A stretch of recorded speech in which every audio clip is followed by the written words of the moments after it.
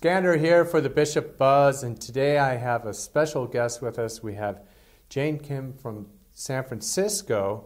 And Jane, thanks for coming on the show. You have just finished a great project down in Independence with these Bighorn Murals. Can you fill us in a bit about yourself and the project? Okay, sure. So my name is Jane Kim, and I'm an artist and a science illustrator, and I have a studio called Inkdwell, which I hope will use art to grow appreciation for the natural world, you know, with one work of art at a time. Sure. And one of the first projects that Inkdwell is undergoing undertaking, I guess, is the Migrating Mural.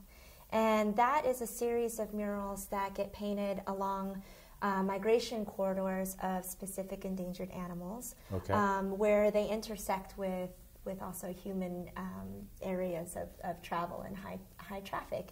And the first animal that I decided to make a subject of the Migrating Mural is the Sierra Nevada bighorn sheep.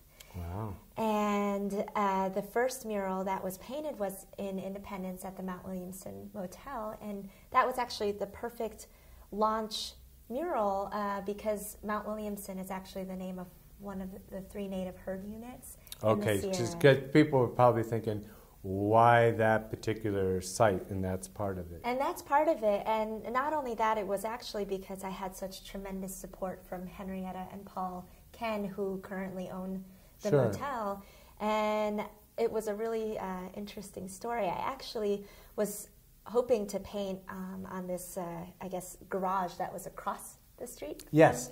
From that, and I decided to knock on the Mount Williamson Motel door, hoping that they could lead me to the owner. That's so and cool. and I spoke to Henrietta, and she said, "Well, why do you need to know this?" And I told her about my project, and her eyes just lit up, and she said, "Oh my gosh, the mountain sheep, they're so important. Paint the mural here." Got it. And that kind of, I guess, enthusiasm to have that and to help me spread that word was really, really important to me. So they cut in line.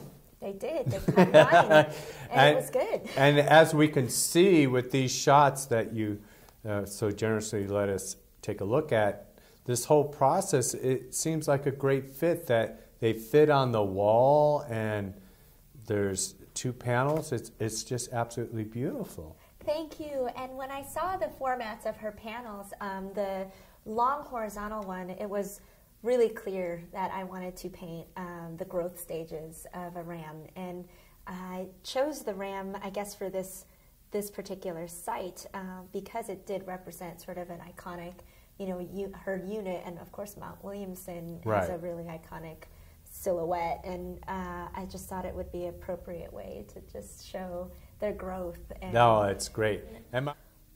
really amazing to meet the community leaders in this town.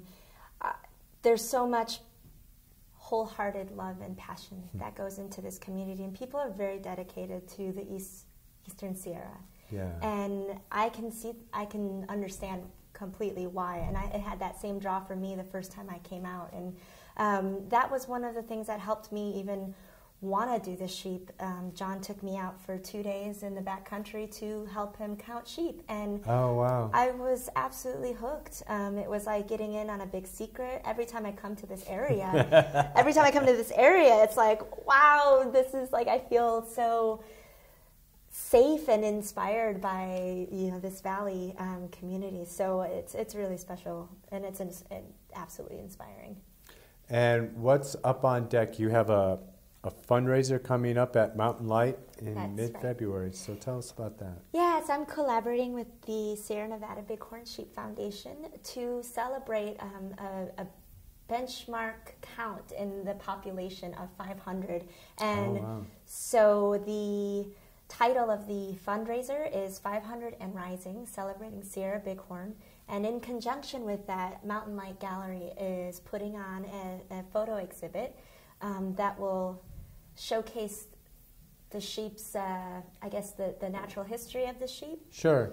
But also how it has been an important animal in the historical sense with the community. So we'll have wonderful photos of local photographers of bighorn habitat, forage, but then also with journal entries from Norman Clyde and baskets generously on loan from Eastern California Museum.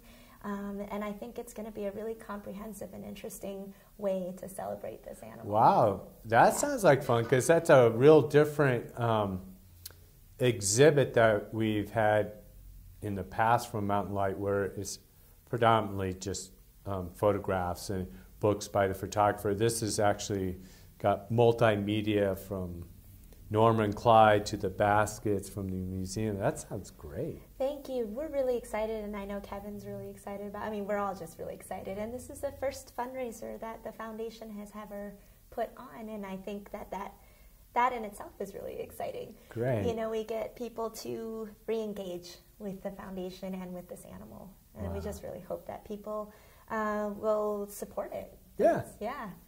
Well, Jane, thanks for coming on the show, and we'll have you back in mid-February after the fundraising so we can kind of take a little review of the show, and you could help share your thoughts on that. Great, thank you. It was a pleasure being here.